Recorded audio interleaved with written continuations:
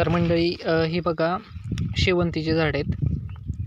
हे जे बघताय तुम्ही ती कारळ्याच्या बिया थोड्याच आहेत, एक 5-7, आणि ह्या 2 आहेत ती जो घेवडा असतो वेल घेवड्याचा त्या बिया, आणि ही झेंडूची एक 5-6 रोपं.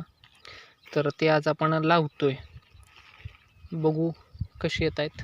ह्या रानात आपण लावण्याचं काम करतोय. इकडं बाजूला बाजरी आहे आणि एक वाफा आहे जो आपण शिल्लकला ठेवला आहे, ज्यात काही लावता यावं म्हणून. त्यात आपण हे लावणार आहे आज.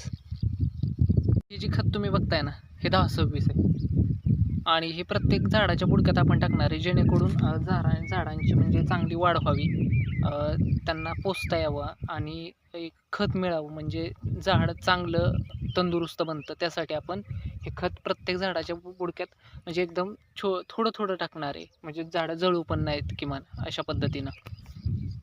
पाहू शकता आपण. ही बघा आता झाडं लावून घेतल्यात, इकडं पण आहेत,